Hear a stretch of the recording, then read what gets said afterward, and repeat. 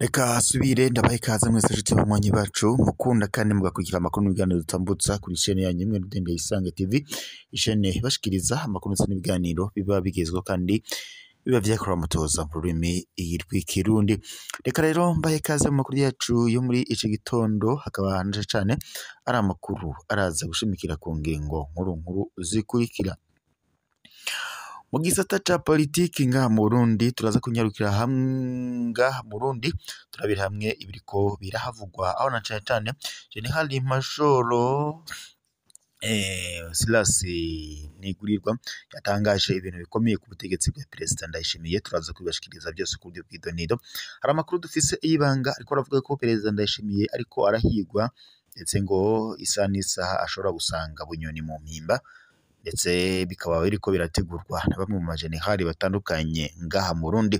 Iyo nkuru mw'idonido turaza kubibashikiriza. Turaza kandi no kunyarukira mu intakorwa ko ngo bageze hehe ngo abahagarikiye ubwicanyi ngo kw'igenekerezo rya 11 mu Kigarama umwaka wa 2015 ibizwi nka massacre. Nkuko twabibahaye mu nkuru ijanye n'ubwicanyi bwo kuwa 11 Kigarama umwaka wa 2015, amakambi 5 niyo yagize uruhara ntangere muri ubwo bwicanyi. BSPI, API, BAE, KAMU ndetse na batayo Genie do Kamba.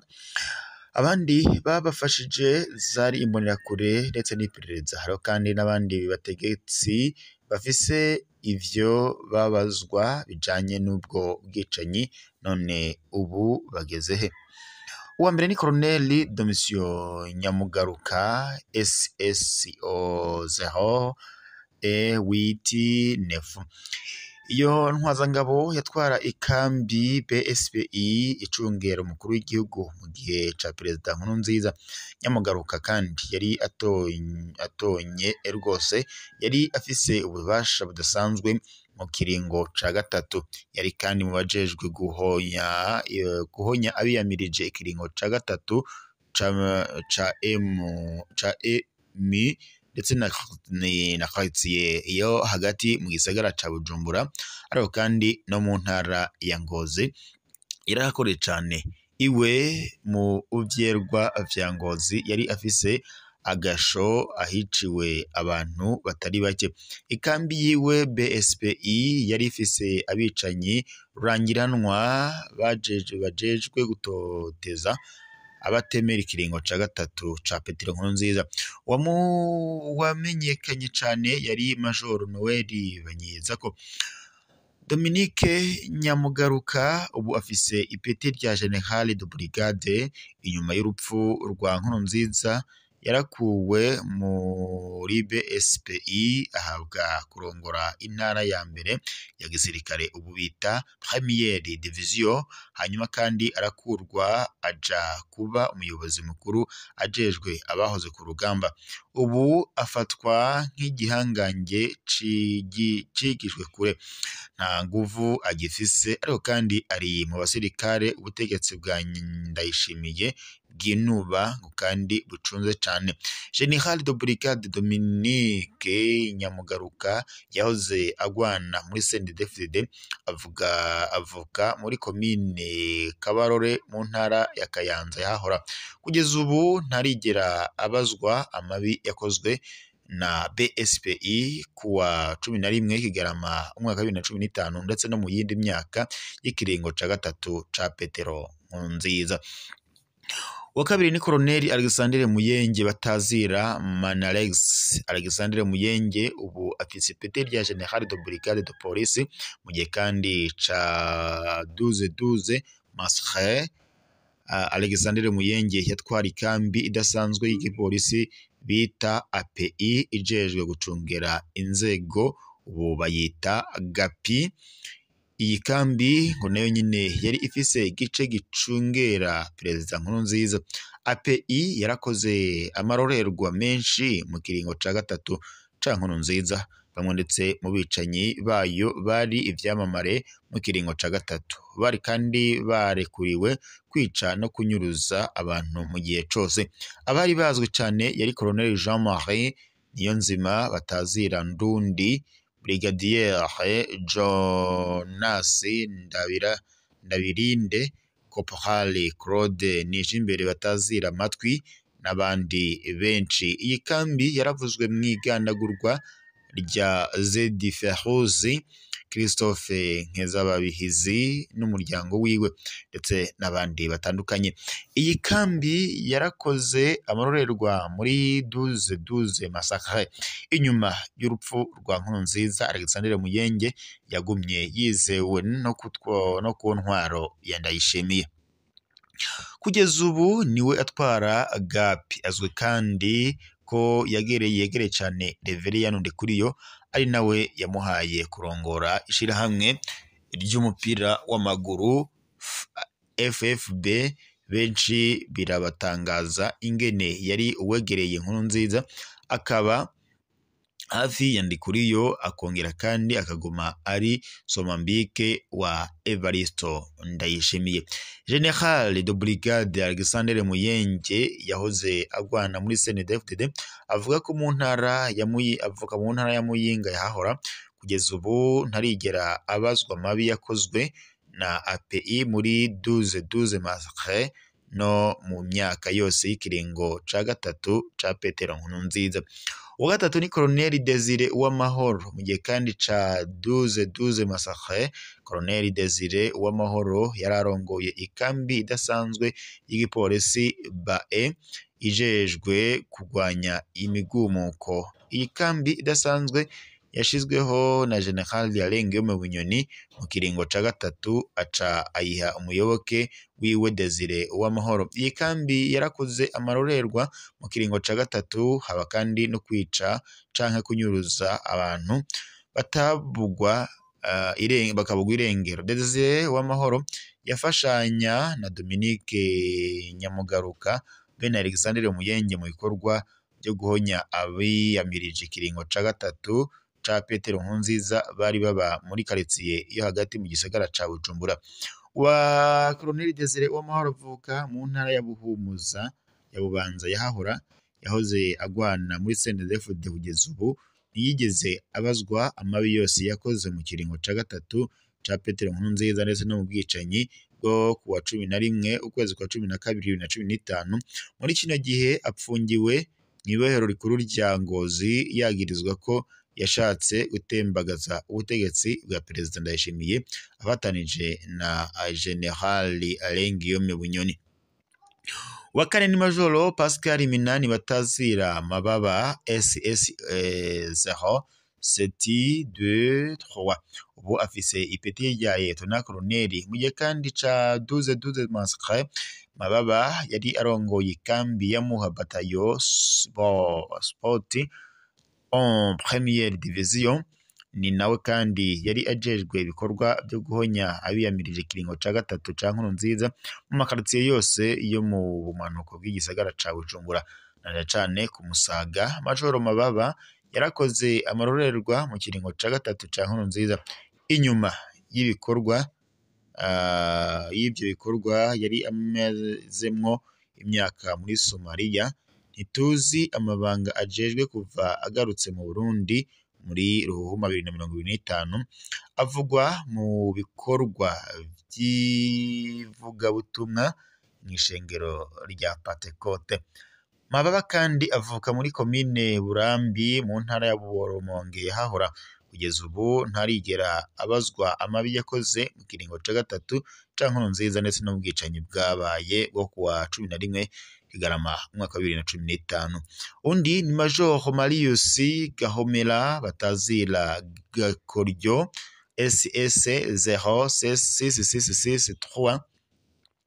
Ubu afise ipeti rya Lieutenant Colonel. Mu gihe ca 12 massacre, Gahomera yatwara ikambi ya 221 ifise icicaro mu Ruyigi. Muri 2015 iyi kambi yarungitswe gukorera mu bice vya Mugongomanga Mukike na Mugamba muri aka karere nyene. Marius Gahomera yarakoze amarorerwa arimwo kugandagura no kunyuruza abiyamirije ikiringo ca gatatu ca Nkurunziza.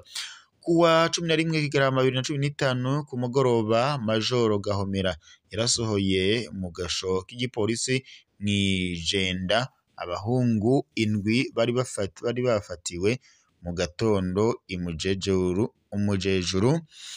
Iryo joro kandi yaraye abishe ibiziga vyabo abita mu Kanyunya muri komine Mukike. Marius Gahomera avuka muri komine Buganda mu ntara ya Cibitoke yahoze agwana muri CNDD-FDD.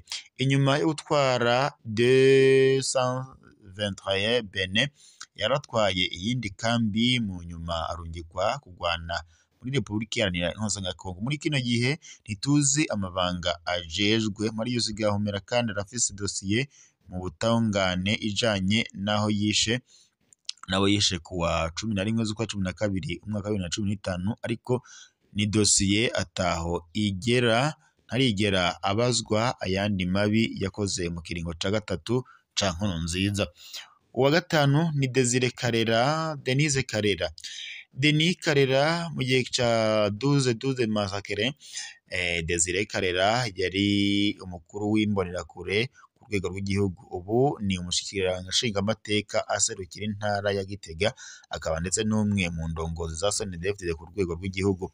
Ivyo imbonerakure zakoze zirongowe na Denis Karera ntibigirira izina. Imbonerakure zarishe, zaranyuruje abantu, zarafata ku nguvu abigeme n'abakenyezi bitwa ko badashigikiye ikiringo ca gatatu ca Nkurunziza.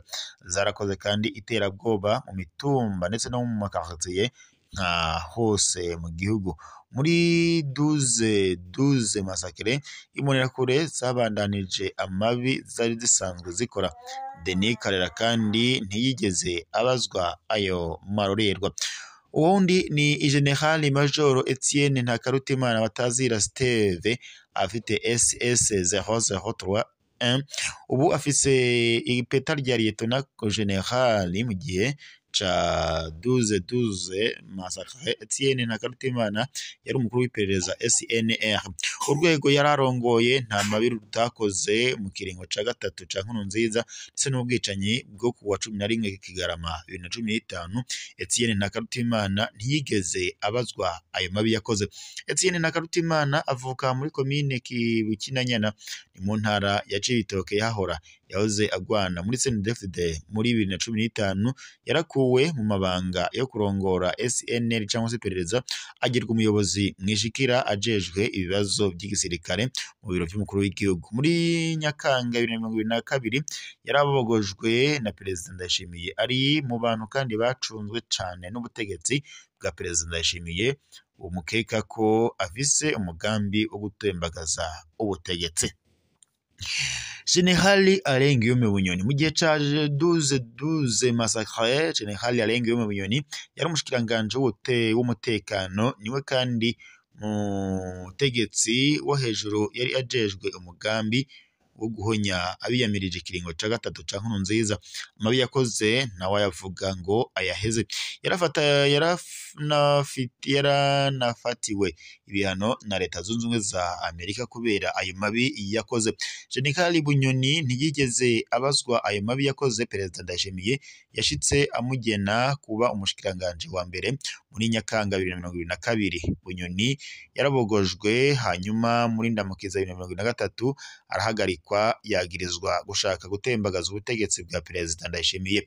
Colonel Gaspari Baratuza afite SS 035 ubu afise ipeta rya General de Brigade. Muri 2015 Gaspari Baratuza yari umuvugizi w'igisirikare c'u Burundi. Muri 2015 nyene niwe kandi yakoze ubuvugizi bw'ubwicanyi bwo muri 12 massacre. Gaspari Baratuza avuga muri komine Rusaka mu ntara ya Mwaro yahahora.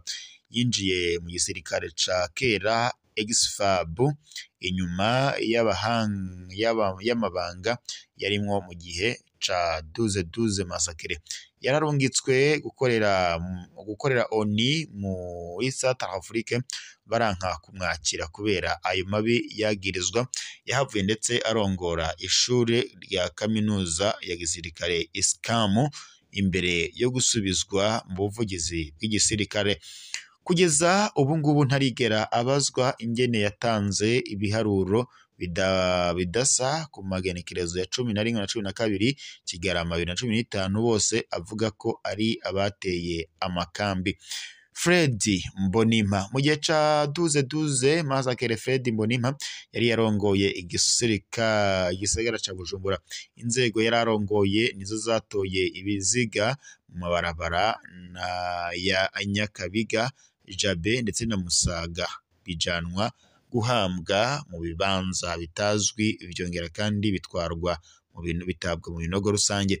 Mu gihe c'ikiringo ca gatatu ca Petero Nkurunziza, Fred Mbonimpa yafatanije n'inzego zari zijejwe gutoza abiyamirije ikiringo ca gatatu ca Nkurunziza kuwa 12 ukwezi kwa 12 na 15, mu gihe imiryango myinshi yari mu marira yabari baraye bishwe abandi bafashwe ku nguvu. Fred Mbonimpa yatunganije imyiyerekano no kwigira intsinzi. Fred Mbonimpa avuka ku Musaga mu manuko bw'igisagara ca Bujumbura. Muri ikino gihe ni umuyobozi mu biro vy'umuhuza ombudsman.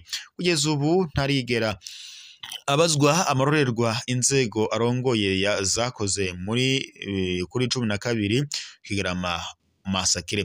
General Major Christophe Manirambona Batazira wa Kenya mu gihe ca 12-12 massacre wa Kenya yari ajejwe amakambi adasanzwe y'ipolisi bita unité spécialisée. Ayo ni nka API, BAE, GMIL ndetse n'izindi. Aya makambi kandi ari mu yakoze amarorerwa mu kiringo ca gatatu ca Petero Nkurunziza ndetse no muri kuwa 12 Kigarama massacre. Wa Kenya yari yahawe igisata kidasanzwe ciswe cellule de sécurité cakorera ahahoze ikirimba ca Perezida Ndadaye. Aha ni naho kandi habereye commandement parallele y'inzego z'umutekano zari zijejwe guhonya abiyamiriza ikiringo ca gatatu ca Petero Nkurunziza. Amasoko yacu mw'iperereza yemeza ko kw'igenekerezo rya 14 ukwezi kwa 11 2015 bamwe mu mbohe zari zafashwe n'iperereza kuwa 11 ukwezi kwa 12 2015 barasohowe mu busho bw'iperereza bajanwa kwicirwa harya hahoze ari ikirimba ca Perezida Ndadaye. Mu bishwe haravugwamo umusore Joli Ndaripfane. Amasoko yacu avuga ko ivyo byose vyakozwe bihagarariwe na General Christophe Manirambona Batazira wa Kenya, bene wari icegera ciwe General Albert Bisaganywa. Muri kino gihe General Christophe wa Kenya ni umuyobozi mwishikira mu biro vy'umukuru w'iperereza SNL. General Bisaganya ni icegera c'umukuru w'iperereza. Bose ntibigeze babazwa ayo marorerwa bakoze yo mu kiringo ca gatatu ca Nkurunziza ndetse be n'amabi yo muri 12 massacre. Turabandanya gusaba ko bano bose ngo babazwa amabi bakoze muri 12-12 massacre. Aya rero akaba ari amakuru ndetse n'intahe twahawe n'umubanyi w'umuhisi Lieutenant Colonel Darius Ikurakure. Nashaka ngo yashaka kubaha igituma, bashaka kubaza kandi igituma mu nkuru ngo bama batanze yerekeye le 12 décembre 2015 ngo batashizemwo Lieutenant Colonel Darius Ikurakure. Muri iki gihe ngo Lieutenant Darius Ikurakure ngo barabana mu gatunguru ngo kandi yarabonye ngo keshi ama pick up y'igisoda n'igipolisi azana abajene bababoshe ngo canane hama ngo bakaba mushikiriza iyo yaca ngo abatwara nico yabakoza ntavyo ngo yamenye. Uyu kandi akabanya mvuga ko abandanya duhe ntagira ati ariko kandi kugenekerezo rya 12 Desembre byari biteye ubwoba cane, haje pick up zibiri zuzuye abasoda bo mwikambi Darius yararongoye, bari buzuye ko amaraso menshi cane ku mpuzu zabo, bari batashe hari nka saha imwe baririmba ngo biha akaruru k'ingabo zitaburutse zivuye ku rugamba, bari ngo mu munezero udasanzwe.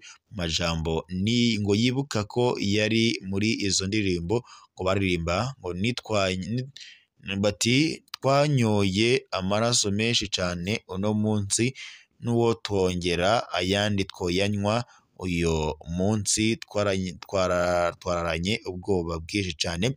Iyo rero ikaba ari intahe y'ubiboneye ivyabaye mu mwaka wa 2015 kwigenekerezo rya 11 Kigarama 2015 ubwo hiyamirizwaga ikiringo ca gatatu ca Petero Nkurunziza. Abenshi rero bakaba barahagandaguriwe nk'uko intahe uyu munyagihugu ayidushikirije.